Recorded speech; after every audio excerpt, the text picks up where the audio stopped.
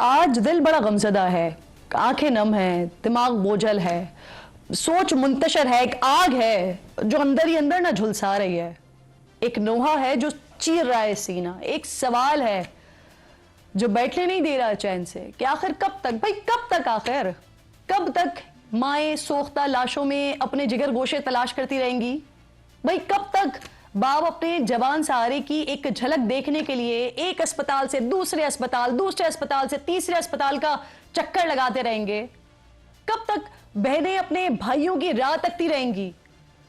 کب تک بچے والد کی واپسی کا انتظار کرتے رہیں گے؟ کب تک کی بیویاں اپنے سہاگ لٹاتی رہیں گی؟ کب تک، آخر کب تک؟ ہر واقعے کو حادثے کا اور سانحے کا نام دے کر، ذمہ داری ایک دوسرے پر ڈال کر، اس کی اور اس کی طرف انگلیاں اٹھا کر، تحقیقات کے نام پر صفحے کالے کر کے، فائلز بنا کر، الماریوں میں دبا کر، ہم نہ کسی اور حادثے کے انتظار میں لگ جاتے ہیں۔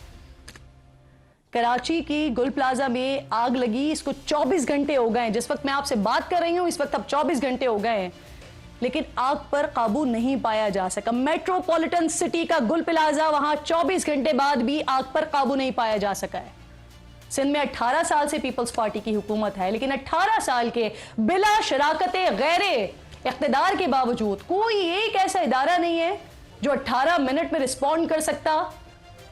حالات یہ ہیں کہ 18 گھنٹے لگ گئے ریسکیو اہلکاروں کو گل پلازا کے اندر قدم رکھنے میں۔ 18 سال کے اقتدار کے باوجود، 18 سال کے اقتدار کے باوجود ہمارے پاس نا 18 سنورکلز نہیں ہیں جو آگ بجھا سکیں۔ 18 سال بعد بھی ایسے 18 فائر فائٹرز نہیں ہیں جو جدید تربیت کے حامل ہوں، جن کے پاس جدید آلات ہوں۔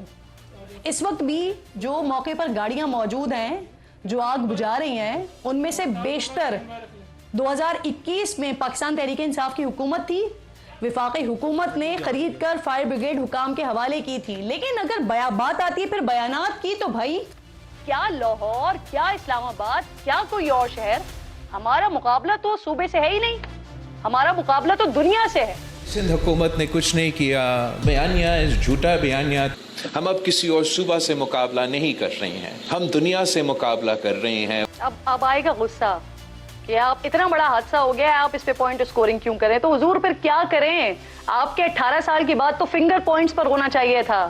وزیر اعلیٰ سندھ، انہوں نے گل پلازا یونین اور دکانداروں کا جو موقف ہے اسے تو مسترد کر دیا کہ فائر بریگیڈ وقت پر پہنچی نہیں، یہ کہہ رہے ہیں یونین والے۔ مراد علی شاہ صاحب کہتے ہیں کہ 10:16 پر اطلاع ملی اور 10:27 پر فائر ٹینڈرز موقع پر پہنچ گئے۔ اب سنیے ذرا کمال کیا ہے یہاں پر۔ جو چیف فائر فائٹنگ آفیسر ہیں جنہوں نے رسپانس کیا تھا، وہ یہ کہہ رہے ہیں کہ انہیں اطلاع ہی ملی 10:26 پر، اور 1 منٹ کے بعد انہوں نے وہاں سے گاڑیاں روانہ کر دی۔ واضح رہے، پہنچی نہیں، روانہ کی۔ 10:16 پہ ادھر سے اطلاع دی ہے، 10:27 پہ 11 منٹ بعد پہنچا تھا فائر ٹینڈر۔ کتنا اچھا ہوتا، کتنا بہتر ہوتا کہ وزیر اعلیٰ صاحب پہلے اپنے اداروں سے پوچھ لیتے، پھر متاثرین کے دعوے کو مسترد کر دیتے۔ ایک اور نا بہت بڑا سوال جو بار بار ہوتا رہا کہ فائر فائٹرز کے پاس سیفٹی آلات کیوں نہیں تھے، اور وہ شروع میں ہی کیوں پلازا کے اندر داخل نہیں ہو سکے جب آگ کی نوعیت زیادہ نہیں تھی۔ دکانداروں کے سوال کا جو جواب ہے وہ خود چیف آفیسر دے رہے ہیں۔ ناظرین، گل پلازا میں 1200 دکانیں تھیں جو اب جل کر بھسم ہو چکی ہیں، خاکستر ہو گئی۔ اربوں کا سامان کوئلہ ہو چکا ہے، عمارت کے کچھ حصے گر گئے ہیں، باقی انتہائی مخدوش ہے۔ 6 میں سے 4 لاشوں کی شناخت ہو سکی ہے، باقی 2 کا شاید ڈی این اے کے بعد ہی اب پتہ چل سکے گا۔ جو اب تک اطلاعات موصول ہو رہی ہیں اس کے مطابق حکومتی ہیلپ ڈیسک پر 60 افراد کے لاپتہ ہونے کی شکایات درج ہوئی ہیں۔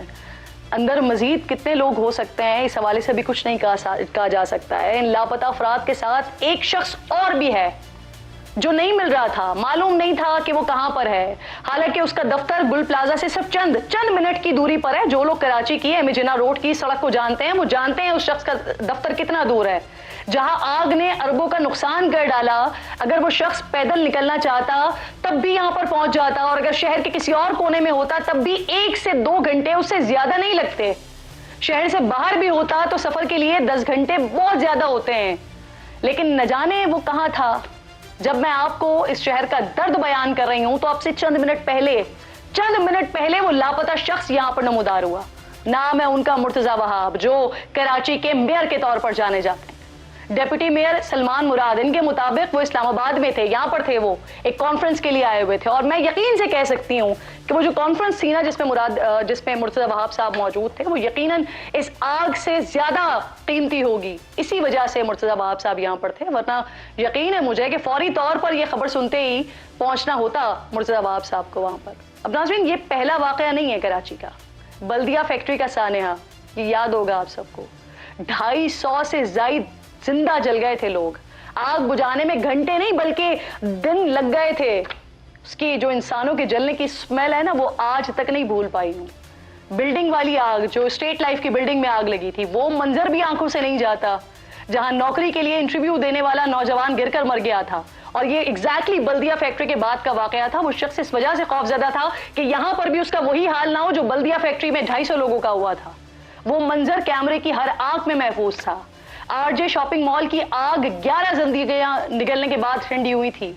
मिलीनियम मॉल में 250 दुकानें जली थी। कोऑपरेटिव मार्केट में 300 दुकानें जली थी। विक्टोरिया मार्केट में 45 दुकानें जली थी, कोयला बन गई थी।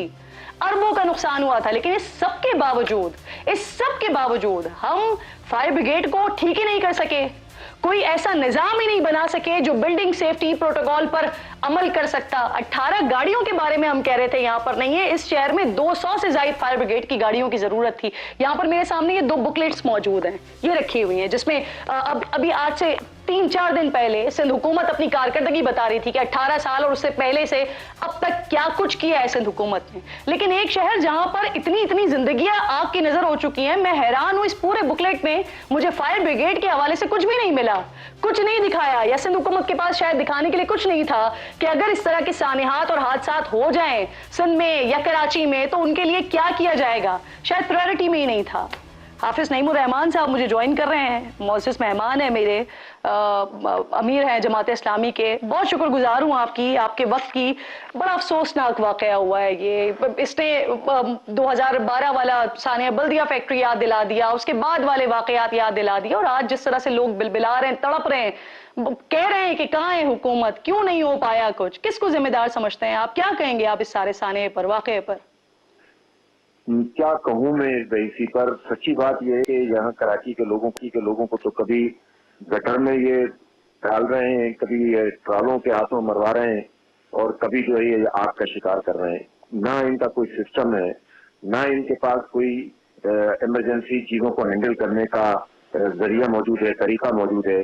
आप मुझे बताएं कि ये गुल प्लाजा जैसी जगह रात 10 बजे के बाद आपको पता है वहाँ ट्रैफिक वैसे ही बहुत कम हो जाता है, और 2 फायर स्टेशन मेरा ख्याल है कि 1 से 1.5 किलोमीटर की रेंज में मौजूद है।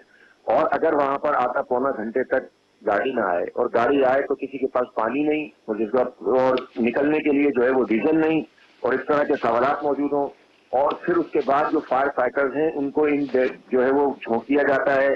ये कहते हैं कि जनाब अगर आपके पास जूते मौजूद हैं और आपके पास हेलमेट मौजूद है तो ये आपकी किट है। तो भाई ये किट नहीं होती है, ये आग बुझाने के लिए प्रॉपर पीपीई चाहिए होते हैं, और ये नहीं है। तो ये पैसे जाते कहाँ हैं? ये हजारों अरब रुपए सिंध गवर्नमेंट के पास तरक्याती फंड के होते हैं, हजारों अरब रुपए इन तमाम चीजों के होते हैं, और ये खा जाते हैं, करप्शन करते हैं, बेड़ा गर्क करके रख दिया पूरे सूबे का और शहर कराची को। तो इन्होंने, ऐसा लगता है कोई दुश्मनी है इनकी, और इंतकाम लेते हैं।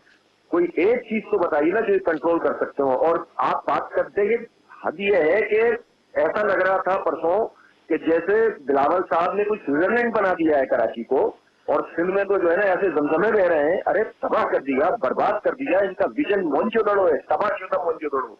क्योंकि जब मोंजोदड़ो की तहजीब मौजूद थी वो भी बड़े सलीकामंद थे, ये तो तबाह होने वाला मोंजोदड़ो बना रहे हैं और मजीद खाना चाह रहे हैं।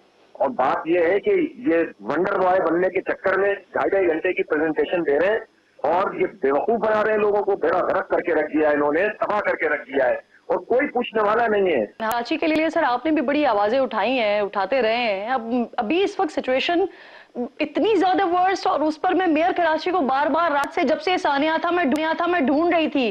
24 घंटे पूरे होने से पहले वो वहां पर आ गए। किसको आप, क्या प्रायोरिटी नहीं है शहर?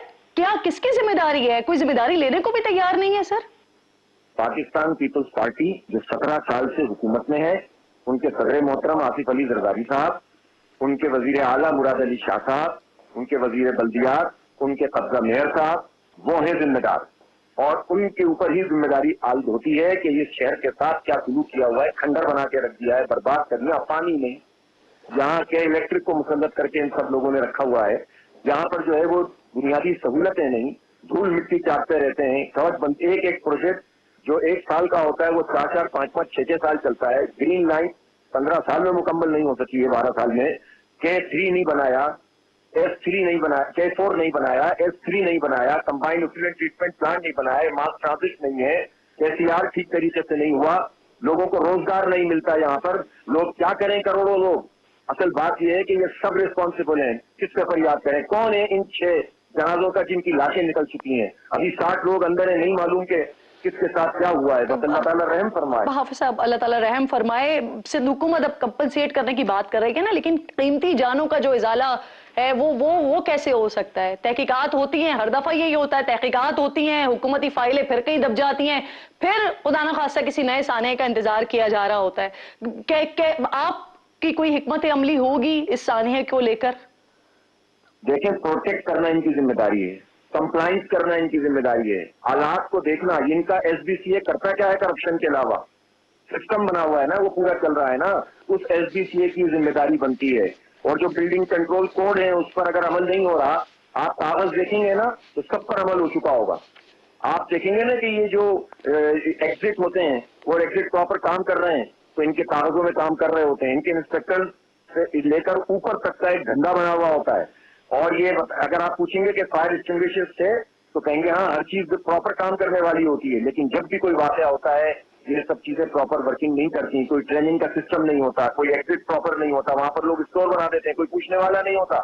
इसलिए ये जिम्मेदारी 100%, 200% इन लोगों पर आयद होती है जो हुकूमत में मौजूद है और हजारों अरब रुपए खा गए हैं। बहुत बहुत शुक्रिया आपका। हाफिज नईमुर रहमान साहब प्रोग्राम में साथ मौजूद थे।